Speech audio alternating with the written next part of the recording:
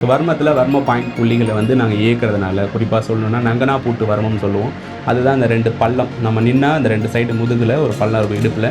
அந்த பள்ளத்தில இருக்கக்கூடிய பாயிண்ட்ட நம்ம கரெக்ட்டா இயக்குனா மட்டும், அந்த பெயின் வந்து உடனே குறைய ஆரம்பிக்கும். அதோட அசோசியேட்டடா இருக்கக்கூடிய இந்த கால்ல உள்ள வர்ம புள்ளிகள கரெக்ட்டா இயக்கும் பொழுது,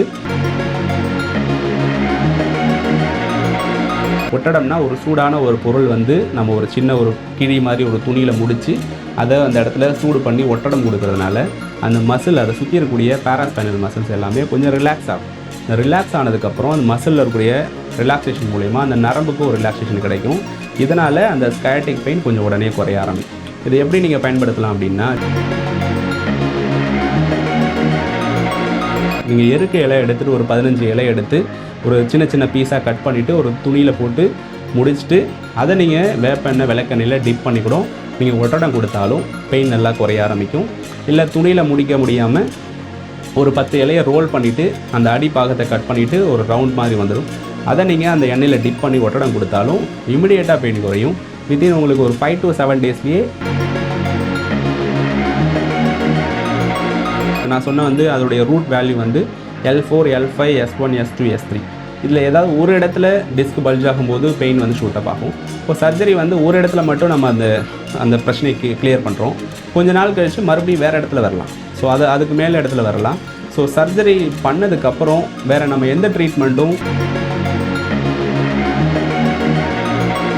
இனிஷியலாக நீங்கள் வர்மம் பண்ண வித்தின் எ ஹவர்ஸ்லேயே அவங்களுடைய இன்டென்சிட்டி ஆஃப் பெயின் வந்து குறைய ஆரம்பிச்சிடும். இந்த கடுமையான வலி வந்து ஒரு 3 நாட்கள்லேயே உங்களுக்கு குறைய ஆரம்பிச்சிடும். மீதி இருக்கக்கூடிய ஒரு 70லேருந்து 80% பெயின் வந்து அடுத்தடுத்த நாட்களில் 1 வாரத்திலிருந்து 2 வாரங்கள்லேயே இந்த ட்ரீட்மெண்ட் எடுக்கும்போது ஈஸியாக நீங்கள் ரெக்கவரி ஆகிடுவீங்க.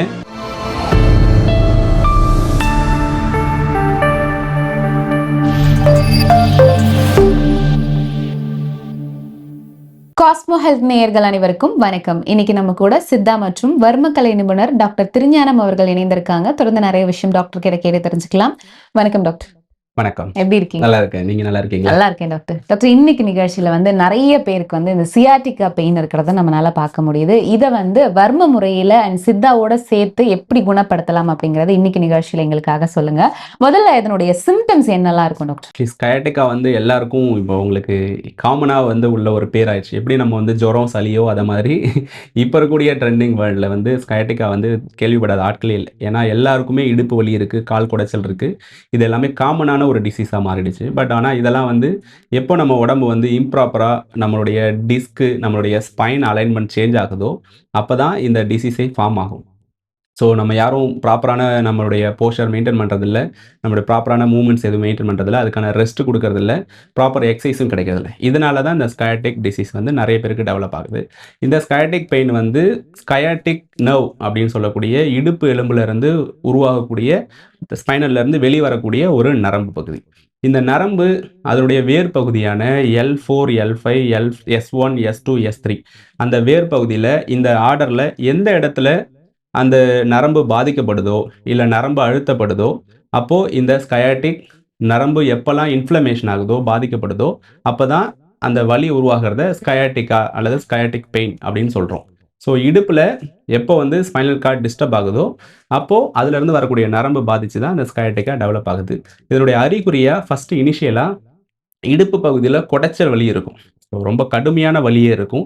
அந்த வலியானது ஷூட்டிங் பெயின் அப்படின்னு சொல்லுவோம். நம்ம ஷூட் பண்ணா எப்படி ஒரு கன் எடுத்து ஷூட் பண்ணா எப்படி ஒரு கொடைச்சல் வலி இருக்குமோ, அந்த மாரியான வலி இடுப்புல ஸ்டார்ட் ஆயிட்டு, கால் முழுவதும் காலுடைய பாதம் வரையுமே அந்த பின்பக்கமா நம்மளுடைய இடுப்பு பகுதியிலேருந்து பின்பக்கம் தான் அந்த நரம்பு வந்து டிசெண்ட் ஆகுது. கீழ இறங்கி வருது.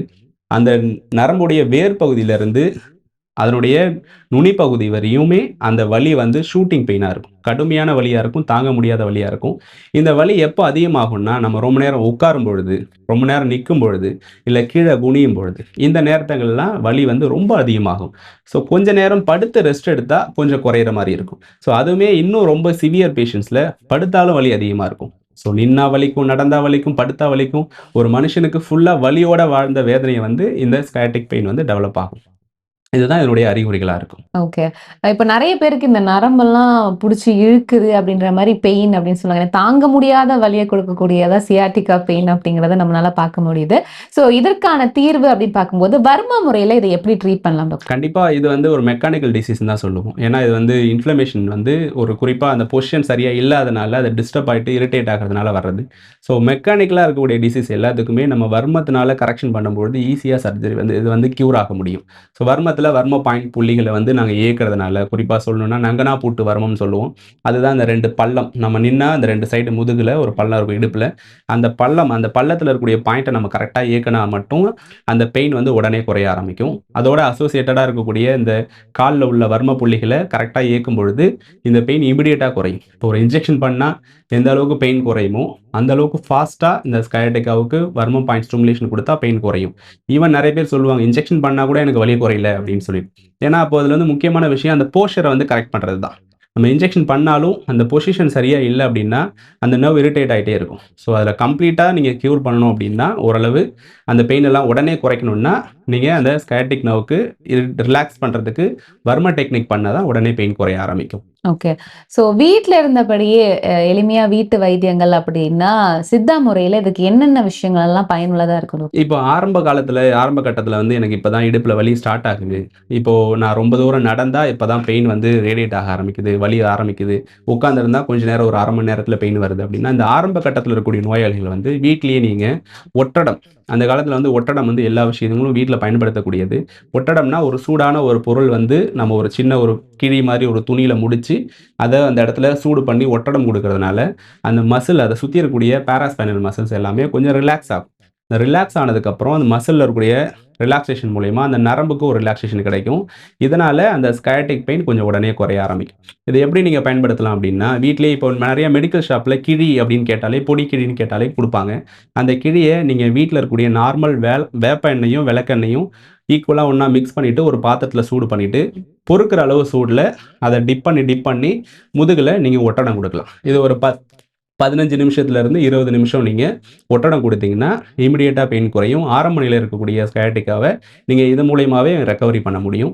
இல்ல இதனால வந்து அந்த கிழி கூட கிடைக்கல, எனக்கு இந்த சரவுண்டிங்ல எனக்கு கிடைக்கல அப்படின்னா, சிம்பிள் எருக்கு இலை.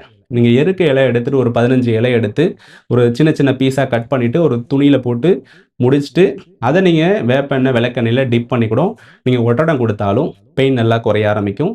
இல்ல துணியில முடிக்க முடியாம ஒரு 10 இலைய ரோல் பண்ணிட்டு, அந்த அடிப்பாகத்த கட் பண்ணிட்டு, ஒரு ரவுண்ட் மாரி வந்துரும்.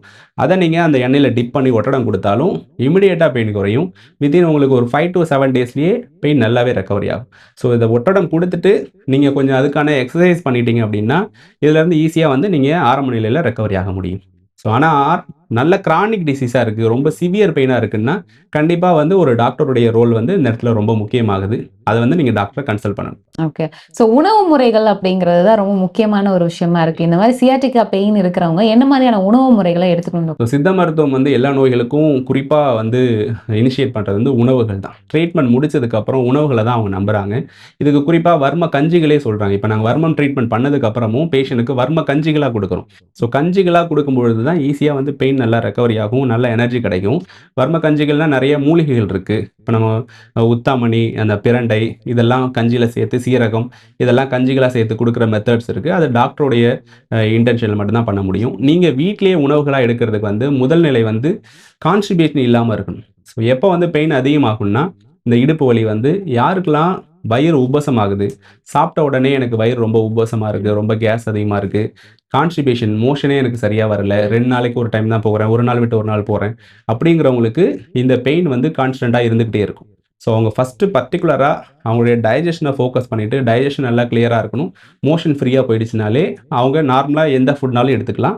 வழக்கமான ஃபுட்ட சாப்பிடும்போது மெயின்டெயின் பண்ண முடியும். இன்னும் ஃபோக்கஸ்டா எடுக்கணும் அப்படின்னா, இப்போ ஒரு வீக்னஸ் தான் அதில டெவலப் ஆகும்.